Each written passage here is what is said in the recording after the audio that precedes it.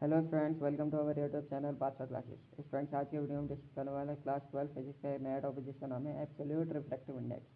देखो student, absolute refractive index क्या होता है? किसी भी मीडियम में वैक्यूम या फिर फ्री स्पेस के रिस्पेक्ट में अगर हम रिफ्रैक्टिव इंडेक्स निकालते हैं तो हमारा वो एब्सोल्यूट रिफ्रैक्टिव इंडेक्स कहलाता है। ठीक है, ये किसके बराबर होता है? ये ratio of the speed of light in vacuum और स्पीड ऑफ लाइट के। ठीक है, यानी कि ratio of speed of light in vacuum और स्पीड ऑफ लाइट के।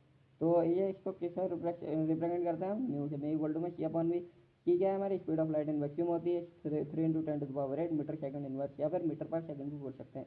वी हमारी क्या है? Speed of light in medium.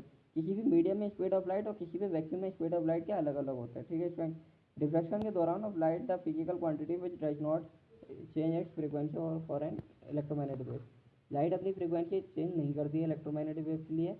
और इसका फॉर्मूला होता है आपका वी इक्वल टू में म्यू इंटू लैम्डा। म्यू हमारी फ्रीक्वेंसी होती है, वी हमारी स्पीड होती है, लैम्डा हमारी वेवलेंथ होती है। Mu equal to c upon v, सबने फॉर्मूला पढ़ा हुआ है। Speed of light in vacuum, v speed of light in medium. अभी यहाँ पे देखा ना हमने, सी हमारा speed of light in vacuum है, वी हमारा speed of light in medium है। ठीक है, म्यू हमारी क्या है? फ्रीक्वेंसी है लाइट की, लैम्डा क्या है? हमारा वेवलेंथ है। तो वो फ्रीक्वेंसी इन्वर्सली प्रोपोर्शनल होती है वेवलेंथ के, सबको पता होगा। तो देखो then mu equal to c upon v formula होता है हमारा। म्यू इक्वल टू, तो वो सी क्या है? सी हमारा क्या होता है?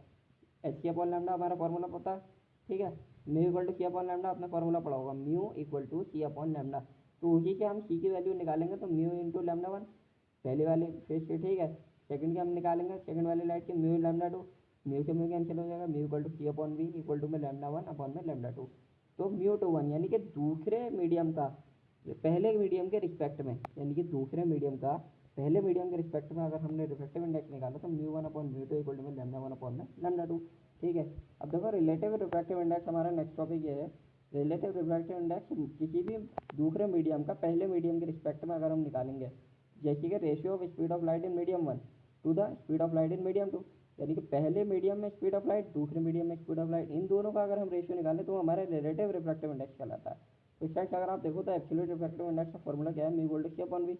ठीक है, relative refractive index of medium two respect to medium one, यानी कि रिस्पेक्ट मीडियम टू का रिलेटिव रिफ्रैक्टिव इंडेक्स किस पे रिस्पेक्ट है? मीडियम वन के रिस्पेक्ट में। तो क्या हो जाएगा? Mu one two equal to mu two one equal to mu one upon में mu two equal to lambda one upon में लैम्डा टू। यही हो जाएगा। तो फ्रेंड ये किसके इक्वल होगा? यानी कि इन्होंने क्या बोला? रिलेटिव रिफ्रैक्टिव इंडेक्स है, ये दोनों इक्वल होंगे मीडियम वन के और मीडियम टू के। तो mu one two equal to में म्यू टू वन हमारा इक्वल होगा mu two upon mu one. ठीक है फ्रेंड, अब देखते हैं रिफ्रैक्शन किस किस वजह से होता है। तो सबसे पहले लाइट ट्रैवल करती है हमारी डिफरेंट स्पीड से इन डिफरेंट मीडियम, अलग अलग मीडियम में अलग अलग स्पीड से लाइट ट्रैवल करती है। और बेंडिंग ऑफ लाइट हमारे बैंड करती है reflection occur due to the change in speed of light. अगर हमारी स्पीड ऑफ लाइट चेंज होगी तो हमारे रिफ्लेक्शन में लाइट बैंड होगी। एगेट passes from one medium to another, यानी कि एक मीडियम से दूसरे पार्ट में मीडियम में पास होगी। ठीक है, larger the change in speed of light, अगर स्पीड ऑफ लाइट ज़्यादा चेंज होगी तो more is the bending due to reflection. तो ज़्यादा बैंड होने की वजह से इसमें रिफ्लेक्शन होगा। Mu two one equal to sine i upon sine r equal to mu two upon mu one. ये तो आपको ये फॉर्मूला तो आपको याद रखना ही पड़ेगा, sine i upon sine r equal to mu. ये बात फॉर्मूला तो आपको याद रखना ही पड़ेगा। ठीक है फ्रेंड्स, देखो अगर म्यू वन आपका बड़ा है म्यू टू के, तो अब आपका म्यू टू वन बड़ा होगा वन से पहले मीडियम से, और साइन आई बड़ा होगा साइन आर से। और अगर आई आपका बड़ा है रिफ्लेक्शन से, मतलब ये भी आपका एक ही केस है कि आपका आई एंगल ऑफ इंसिडेंस आपका एंगल ऑफ रिफ्लेक्शन से बड़ा होगा। ठीक है, light band towards the normal, तो हमारा लाइट जो होगी तो नॉर्मल के टूवर्ड्स बैंड हो जाएगी। ठीक है, agreed enter passing optically rare to denser medium, तो जब वो रेयरर से डेंसर मीडियम में पास होगी तब। ठीक है, रेयरर से डेंसर मीडियम में। अगर आपका म्यू वन छोटा है म्यू टू से, यानी म्यू वन की फ्रिक्वेंसी कम है म्यू टू से, देन म्यू टू वन आपका छोटा होगा वन से, और साइन आई भी आपका साइन आर से छोटा होगा, और आई जो होगा वो आपका कम होगा आर से। दैट मीन्स इसका मतलब ये हुआ कि लाइट आपकी बेंड करेगी नॉर्मल से agreed enter from optically denser to rarer medium, यानी कि डेंसर से रेयरर में बेंड करेगी। Okay, thank you friend, video पसंद आए तो लाइक करो, चैनल को सब्सक्राइब करो, मिलता है नेक्स्ट वीडियो में।